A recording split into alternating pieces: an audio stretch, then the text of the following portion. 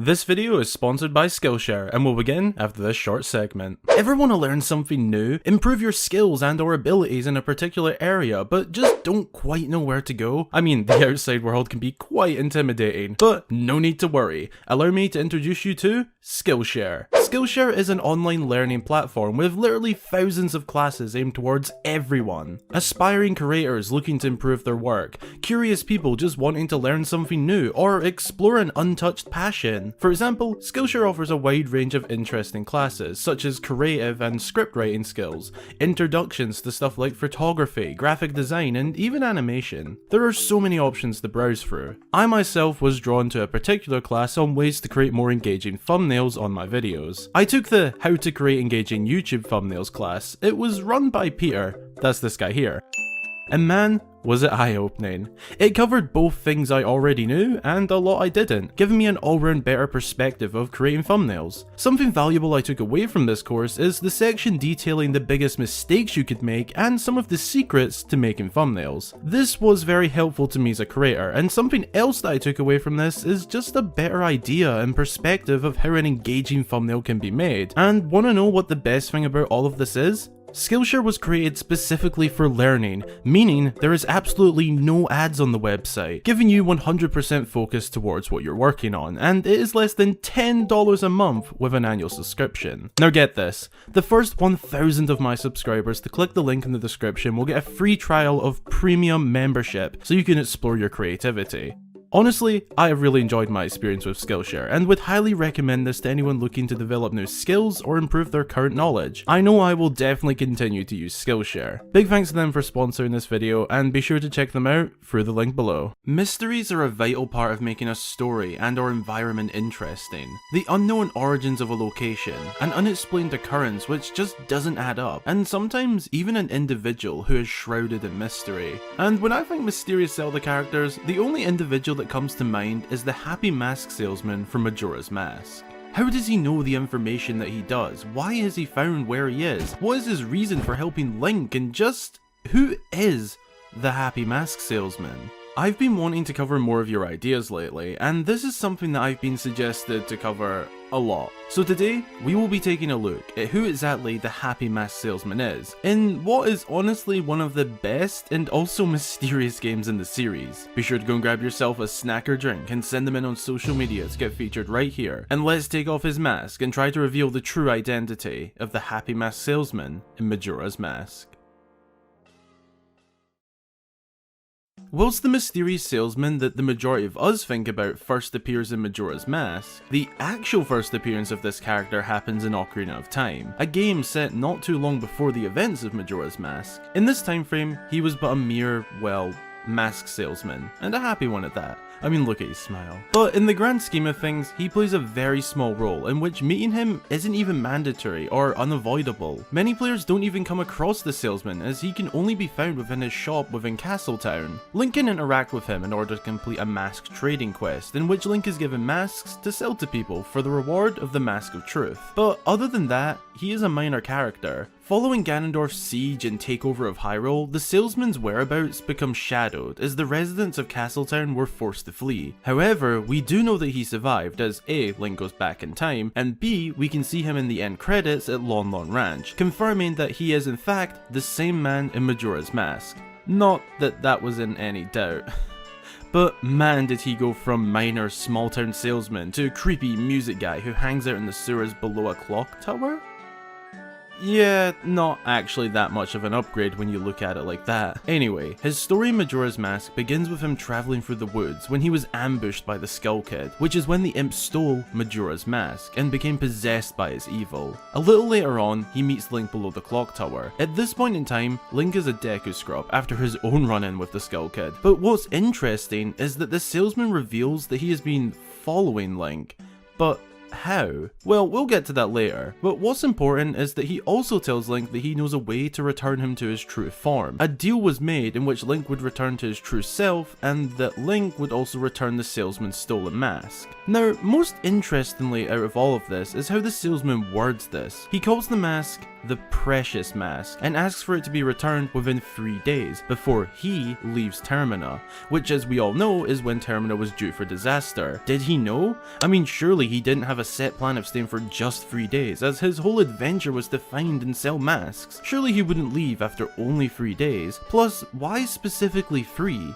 We will get there. After this is basically the entire plot of the game, so we will skip over that to avoid rambling for a solid 20 minutes. The salesman taught Link the Song of Healing in order to fix Link, but Link never recovered the mask, his part of the deal, hence why Link sets on this big adventure to retrieve Majora's Mask from the Skull Kid. The salesman goes into great detail about the great lengths he went through to retrieve this mask and just how important it is. Fast forward to the end of the game when Link does eventually retrieve the mask and returns it. The salesman just walks off and goes on his way, also hinting that Link should return to Hyrule, but why? Something to take note about the salesman during Majora's Mask is that he seemingly just knows a lot of information, such as Link's past travels, even saying that retrieving the mask should be no challenge to someone like him. How does he know Link? Because in Ocarina of Time, Link was sent back in time, so the maskman would have never known his triumph over Ganon. Well, we will get into all of these mysteries soon, but we must also mention his third and sometimes forgotten appearance, Oracle of Ages. In this adventure, the salesman appears to once again own a mask shop. He can be found starving, and in return for Link feeding him, he'll give the hero the doggy mask. Other than that, he doesn't play much of a role in this game. So now we have some backstory, and let's be honest, we are really just looking at his questionable time spent in Termina, but we'll likely refer to the other two here and there. So now that we know his backstory, let's take a look at what just doesn't quite add up.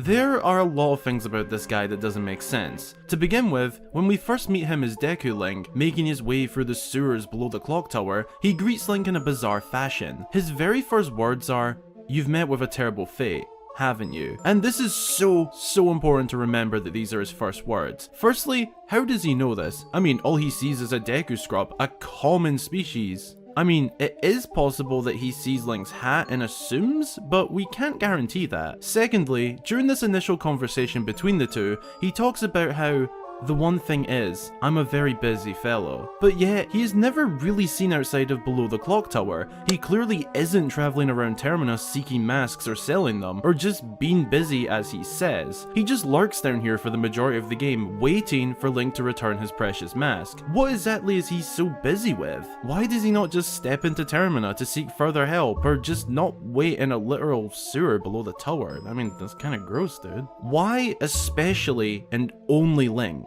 If we are to think about this logically, which I know is hard to believe when it comes to Zelda theories, but just for a moment, logically, they've only met once or twice before back during the events of Ocarina of Time when Link helped him to sell a few masks. The salesman doesn't really know Link, which is why his other statement of, "All I ask is that you get back my precious mask that the imp stole from me."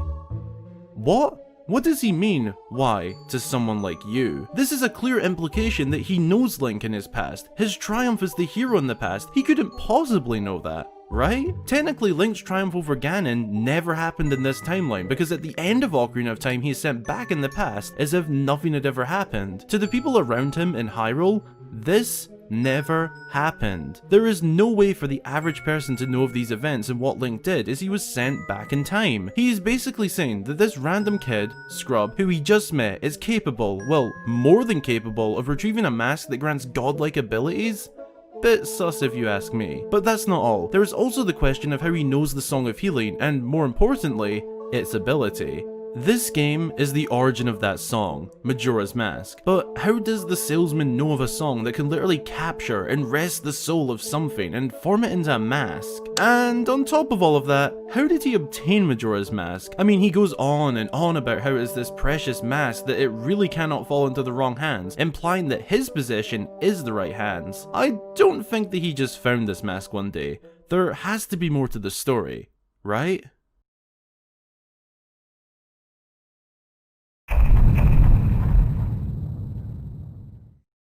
So here's where things might get a little bit messy. This segment will be covering multiple theories and suggestions on his true identity. I am not currently saying which one I think is most likely, more just providing an argument for all the top theories surrounding his identity, creating a discussion if you like. The first and honestly most bold but potentially fitting theory is that the Happy Mask Salesman is a god. Now, I do not mean in the exact same sense as the goddess Hylia and the three goddesses that created the land, rather another god. A god of his own. You see, when the Happy Mask Salesman is explaining to Link the importance and history of the mask, he says that it is an accursed item from legend that is said to have been used by an ancient tribe in its hexing rituals. But bear with me for a moment here. Theoretically speaking, let's say that this ancient tribe, Zonai tribe, joking, actually is a tribe that worshipped him, a god in this theory. I mean, technically speaking, if that was to be the case, what he told Link isn't false. To give you a sort of basis to go off, think of him as the god, but not a god of something specific. I mean, in the real world, for example, you do get gods who aren't specifically the god of something. Think of him like that. He channels his powers through masks that contain emotions, special abilities, or even physical appearances within.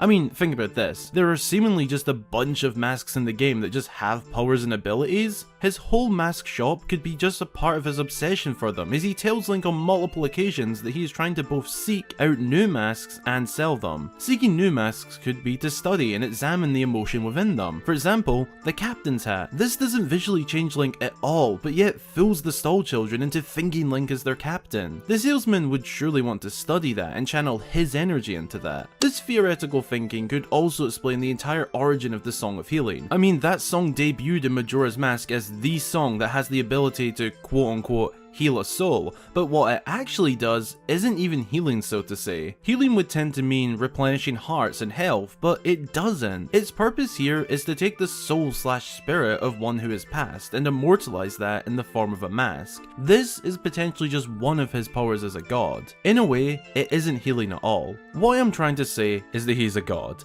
Every single mask we see, from transformation masks to illusion masks and even the ability masks, they all have their powers because he exists. His sole existence channels power to the masks. If we were to label him as a god of something, you could call him the god of masks, I suppose. A fun comparison to help understand what I mean is, he is like the Force from Star Wars. The Jedi and the Sith have their abilities because this thing exists. Take the masks. They would be the Jedi and the Sith in this case, and the Happy Mask Salesman is their Force. They get their abilities through his existence. He channels his energy as a god to give them abilities.